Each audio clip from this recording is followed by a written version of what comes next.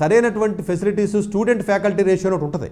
ఎంతమంది స్టూడెంట్స్కి ఎంతమంది ఫ్యాకల్టీ ఉన్నారు అది ఎవరో మెయింటైన్ చేయట్లా. ప్రైవేట్ కాలేజీ వాళ్ళు కానీ ఎంసెట్ కాలేజీ అంటే దేనికి పనికిరాని చెత్త అయిపోయింది అనుకోండి.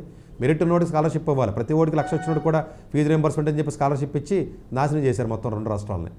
మెరిట్ ఉన్నోడేమో డబ్బులు ఇవ్వని ఆడ అడుగుతున్నాడు. ఆడికి సీట్లు వచ్చినోడికి డబ్బులు లేవు. చెత్త అయినా పర్లేదు, మాకు 2,00,000 వచ్చిన ర్యాంకులు పర్లేదన్నా ఫీజు రింబర్స్మెంట్ మీకు ఇస్తున్నాం.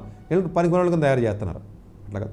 ఇంకొక పాయింట్ ఒకటి చెప్పాలంటే ఐఐఎస్ఆర్లో కానీ ఐఐటీస్లో కానీ ఎన్ఐటీస్లో కానీ సీట్లు వచ్చిన వాళ్ళు ఫీజు కట్టలేని పరిస్థితిలో ఉన్నాం సార్, మాకు ఎలాగ చాలామంది అడుగుతున్నారు. దయచేసి అర్థం చేసుకోండి, మళ్ళీ చెప్తున్నాను. దీనికి మీరు ఎవరిని అడుక్కోవాల్సిన అవసరం లేదు. వీళ్ళే మీకు ఎకనామికల్గా ఏదైతే సర్టిఫికేట్ ఉంటుందో ఈడబ్ల్యూఎస్ సర్టిఫికేట్ కానీ లేకపోతే ఏదైతే మీకు ఎకనామికల్గా ఇబ్బందికరమైన పరిస్థితి ఉంటుందో మీరు కానీ సర్టిఫికేట్ సబ్మిట్ చేసినట్లయితే గవర్నమెంటే ఫ్రీగా ఫీజు కట్టకుండా చదివే అవకాశాన్ని ఐఐఎస్ఆర్ అండ్ ఐఐటీ ఎన్ఐటీస్లో కూడా ఇచ్చారు. కొంత స్కాలర్షిప్స్ కూడా ఇస్తున్నారు. రిలయన్స్ ఫౌండేషన్ అని, ఆదిత్య బిర్లా అని చాలా రకరకాల ఫౌండేషన్లు ఉన్నాయండి. మీకు వీటిల్లో సీట్ వస్తే ఖర్చు లేకుండా చదవచ్చు. ఇది డబ్బులు లేని వాళ్ళు ఎలా చదువుతారని చెప్పేసి సీట్ రాని వాళ్ళు జలసీతోనో ఇగోతోనో రకరకాలుగా మాట్లాడుతున్నారు తప్ప అసలు వీటిలో సీట్లు వస్తే డబ్బులు అక్కర్లేదు.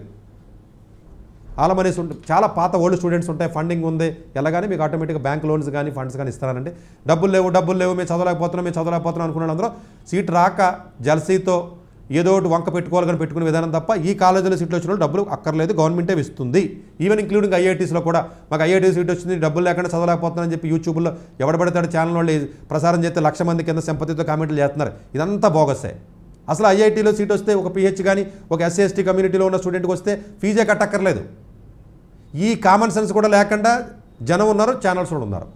ఇంకా అది పక్కన పెట్టండి. సో అట్లాగే ఎగ్జామ్ గురించి చెప్పానంటే 60 క్వశ్చన్స్ చెప్పాను, 180 minutes అని చెప్పాను. ఇది ఎట్లా రాయాలంటే సిలబస్లో చూసినప్పుడు అంటే కొన్ని టిప్స్ చెప్తాను, సపరేట్గా వీడియో మరి వీలుంటే చేస్తాను నేను. సో కెమిస్ట్రీలో ఇంపార్టెంట్ చాప్టర్ చెప్తానండి. బేసిక్ కాన్సెప్ట్స్ కానివ్వండి, స్టేట్స్ ఆఫ్ మ్యాటర్ కానీ, కెమికల్ రియాక్షన్స్ కానీ, ఈక్విలిబ్రియం కానీ, అంటే ప్రీవియస్ ఇయర్లో ఇచ్చినటువంటి క్వశ్చన్స్ చూసినట్లయితే acids and basis, redox reactions, organic chemistry, chemical kinetics, inorganic chemistry, ఇవి ఓవరాల్గా సిలబస్ అండి.